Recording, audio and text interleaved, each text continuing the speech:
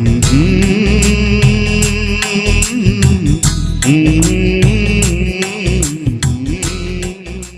किया। परमेश्वर ने हमारे विश्वास को बढ़ाया कि तुम मतलब देख, तो आज हम लोग बहुत से लोग देख कर भी अनजान, मतलब जो काम हमारे लिए गलत है आज हम लोग वो ही काम करते हैं। तो परमेश्वर का वचन एक वचन से निकालेंगे हम लोग, इफिसियों 5 और उसकी 14 आयत में, कि इस कारण यह कहता है, हे सोने वाले जाग और मुर्दों में से जी उठ, तो मसीह की ज्योति तुम पर चमकेगी। Praise the Lord, hallelujah. जैसे परमेश्वर के वचन में लिखा है, हे सोने वालों जाग और मुर्दों में से जी उठ।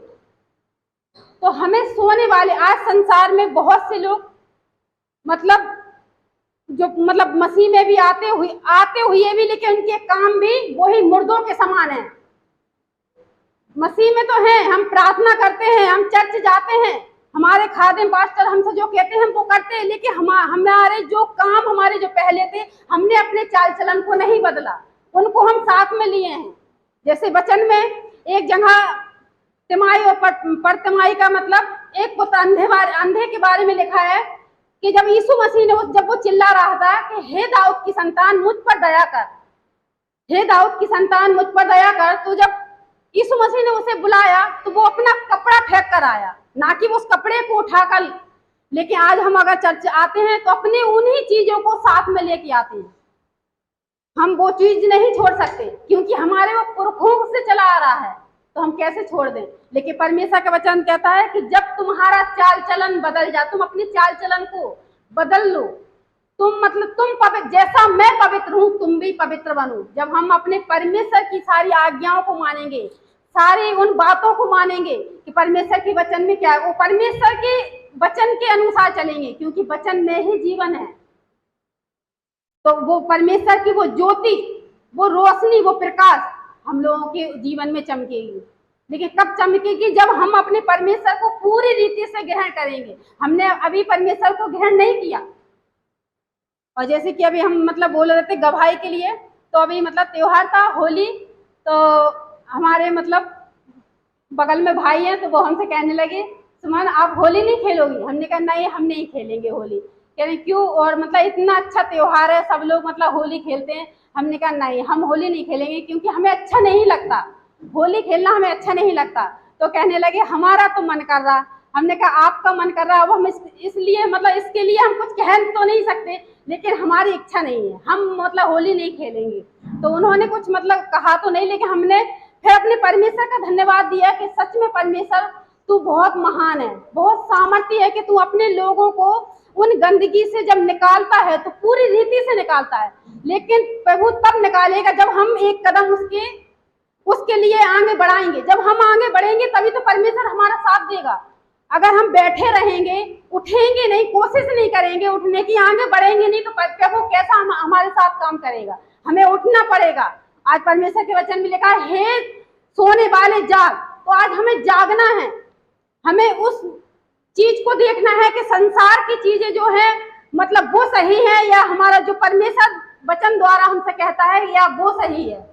तो आज हमें बहुत जरूरी है, जब हम वो इस चीज को देखेंगे, परमेश्वर की वो आत्मा, जब परमेश्वर से प्रार्थना करते हैं कि परमेश्वर हमें अपने अनुग्रह से भर, अपनी पवित्र आत्मा से भर। जब हम अपने परमेश्वर की वो पवित्र आत्मा से भरेंगे तो हमारा चाल चलन बदल जाएगा और परमेश्वर अपने अनुग्रह से हमें भर के वो सामर्थ और शक्ति देगा। सच में ये हमारे जीवन की गवाही है कि जब हम मतलब यहाँ पर आए, पहले शुरू में जब हम आए थे, जब परमेश्वर को नहीं जानते थे, हम तो अपनी एक मम्मी के द्वारा आए कि हमारी मम्मी बहुत बीमार रहती थी, लेकिन उनके द्वारा, उनके विश्वास से आज परमेश्वर ने हम सबके विश्वास को बदला।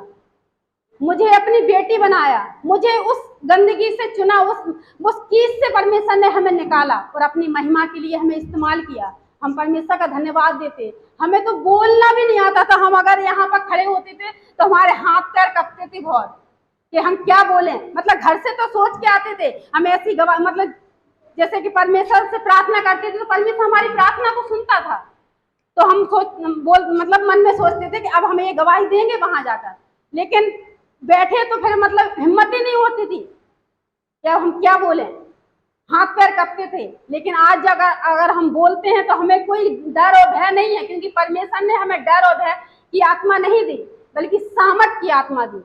और अगर हम सोचें कि हम अपने आप कुछ भी नहीं कर सकते, लेकिन अगर यीशु मसीह का सामर्थ्य नाम हमारे साथ है, उसका अनुग्रह हमारे ऊपर है, उसका हाथ हमारे ऊपर है, तो हम वो सब कुछ कर सकते हैं। क्योंकि परमेश्वर ने कहा है कि तुम मुझसे बड़े बड़े काम करोगे। लेकिन कब करेंगे? जब परमेश्वर में हम बने रहेंगे। तो हमें परमेश्वर में बने रहना बहुत जरूरी है कि हम परमेश्वर का धन्यवाद देते हैं। Praise the Lord. परमेश्वर आप सभी को आशीष दे। धन्यवाद करती। परमेश्वर सचमुच महान है और परमेश्वर ने पूरी हफ्ता हमें अच्छा रखा। मैं प्रभु का धन्यवाद करती हूँ। और एक गवाही है कि जैसे अभी हमारी बेटी बोल रही थी और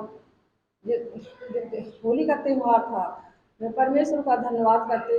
पहले हमारी बेटियाँ थी, विश्वास करती थी, और लेकिन मेरी एक बेटी थी, वो विश्वास करती थी और विश्वास में आती और कहने लगती थी कि आके घर के देवी देवताओं को बिल्कुल छोड़ दोगी है।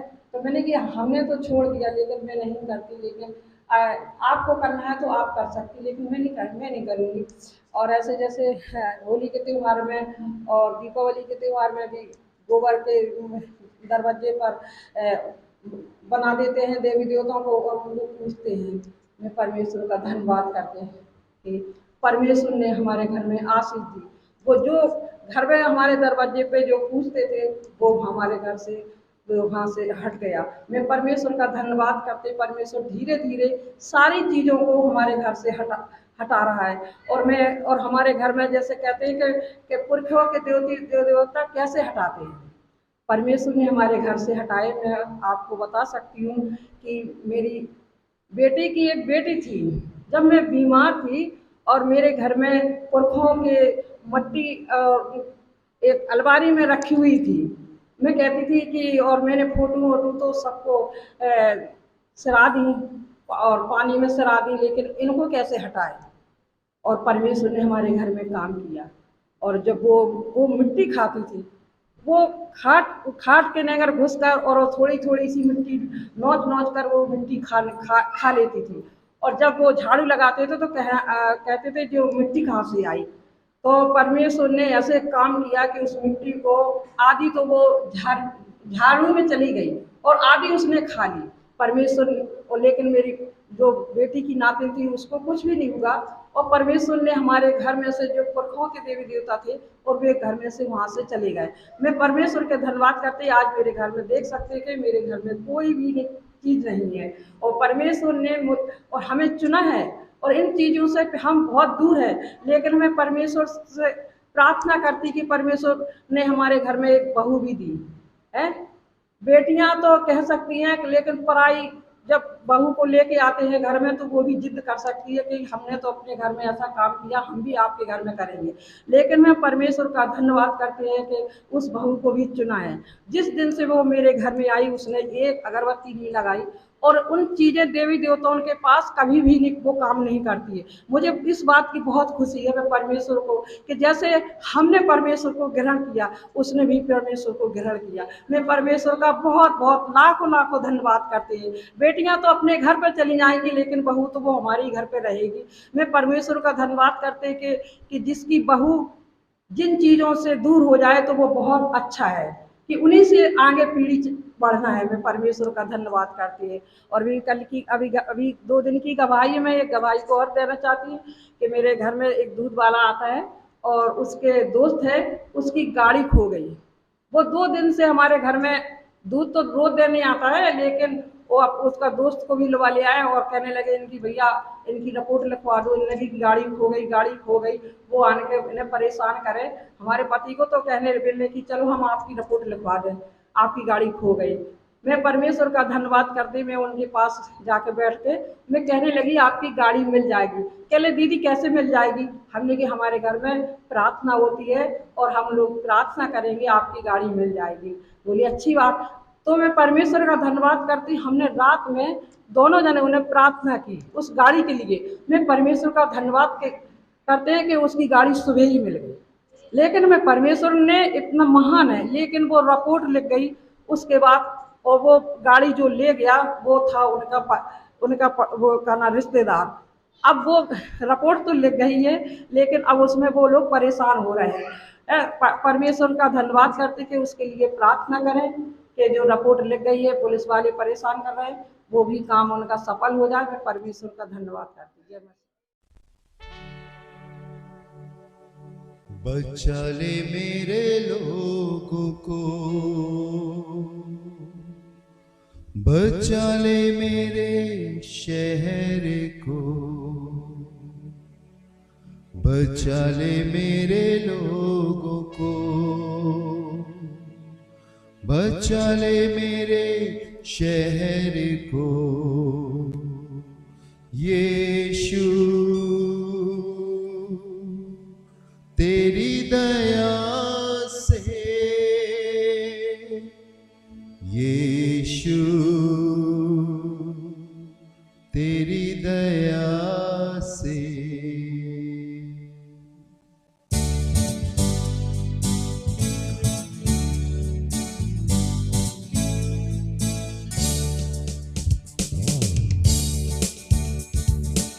तू जीवित और सामर्थी है, कभी नहीं छोड़ने वाला है प्रभु। प्रभु मैं प्रार्थना करता हूँ अपनी बहन भारती के लिए प्रभु यीशु मसीह। मैं प्रार्थना करता हूँ हेमंत के लिए प्रभु यीशु मसीह। मैं प्रार्थना करता हूँ इस समय प्रभु अपने उस भाई राजू के लिए खुदावंद, जिसकी बहन ने यहाँ पर आकर बताया है कि उसका एक्सीडेंट हुआ है प्रभु। मैं प्रार्थना करता हूँ प्रभु जी इस समय अपनी अंजू दीदी के लिए, इनके बच्चों के लिए खुदावंद, अपनी बुआ जी के लिए प्रभु। और इसलिए प्रभु ये यहाँ पर हैं, इसलिए ये निवेदन आए हैं कि आप ही चंगा कर सकते हैं, आप ही शिफा दे सकते हैं। दयालु परमेश्वर, अगर आप चंगा करने वाले ना होते तो कोई यहां कुछ नहीं बोलता, आता और चला जाता। लेकिन प्रभु बोला इसलिए जाता है क्योंकि मेरा खुदावन सुनता भी है और बोलता भी है और आश्चर्य कर्म भी करता है। प्रभु अपने बड़े रहम को नाजिल करना प्रभु जी, और उनके जीवन में आई हुई हर एक समस्याओं को यीशु मसीह के नाम से मैं हुक्म देता हूं, हमेशा के लिए छोड़कर निकल जाएं। प्रभु यीशु मसीह के नाम से ये जयवंत हो सके, प्रभु यीशु मसीह के नाम से ये छुटकारा प्राप्त कर सके, प्रभु यीशु मसीह के नाम से एक आजादी का जीवन जी सके। प्रभु मैं प्रार्थना करता हूं उस भाई के लिए जिसका एक्सीडेंट हुआ है प्रभु जी, जो भी चोटें आई हैं, तकलीफ है या फ्रैक्चर है, यीशु मसीह अपने हाथ को बढ़ाकर उसे चंगाई दे जल्द से जल्द। प्रभु उसकी समस्याएं, उसकी प्रॉब्लम्स, कॉम्प्लिकेशन सब नॉर्मल हो सके, वो चंगा होकर आपकी महिमा कर सके। प्रभु यहां जमा हर एक लोगों को तू शिफा देना। अपनी बहन पूजा के उस बच्चे के लिए भी प्रार्थना करता हूं, सैमुअल के लिए, उसे छूकर अच्छा कर प्रभु, ठीक कर खुदावंद, कि आने वाले दिनों में वो तेरे भवन में पाई जाए और आपकी महिमा कर सके। प्यारे प्रभु मैं प्रार्थना करता हूं अपनी बहन अंजू के लिए, उसके परिवार के लिए, बच्चों के लिए खुदावंद, इन्हें भी बहुत आशीष दे, अच्छा कर प्रभु, विश्वास में आगे बढ़ा ताकि तेरी सामर्थ काम कर सके। यीशु आपके लहू में और आपके खून में छिपाता हूं प्रभु जी, धन्यवाद देता हूं क्योंकि आप ही सब कुछ करने वाले हैं। इस दान के लिए धन्यवाद देता हूं प्रभु, इसे ग्रहण कर और अपनी खिदमत के लिए इस्तेमाल कर। प्रभु मैं प्रार्थना करता हूं जिन्होंने दिया है उन्हें कभी भी किसी चीज की घटी ना होने पाए, और हमेशा हमें तैयार रख कि प्रभु हम आपकी सेवा के लिए अधिक से अधिक दे सके। प्रभु हम सभी कुछ आपके हाथों में सौंपते हैं, सारा आदर सारी महिमा आपको देते हैं और खुदावंद यीशु मसीह के नाम से मांगते हैं, आमीन। और अब हमारे खुदावंद यीशु मसीह का फजल, खुदा बाप की मोहब्बत और पाक रूह की रिफाकत और शराकत हमें से हर एक के संग अब से लेकर हमेशा तक होती रहे, आमीन। Praise the Lord.